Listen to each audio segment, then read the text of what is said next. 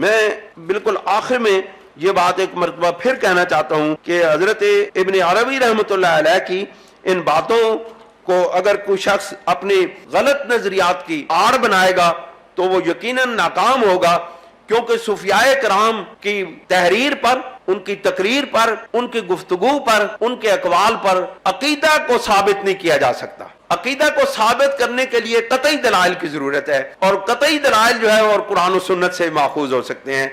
किसी सूफी के कौल पर कभी अकीदा कायम नहीं हो सकता है, ये बात याद रखें। अकीदा की बुनियाद सूफिया के कलाम पर नहीं है, अकीदा की बुनियाद अल्लाह रब्बुल इज्जत के कलाम और हमारे आका व मौला हुजूर खत्मिया मरतबत सल्लल्लाहु अलैहि वसल्लम के कलाम पर मुनसर है।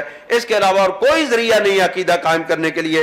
लिहाजा अहले ईमान का खत्म नबुव्वत का ये इजमाई अकीदा है, और इजमाई अकीदे के पीछे कुरान और हदीस के दलाइल हैं, न कि सूफिया का कलाम है।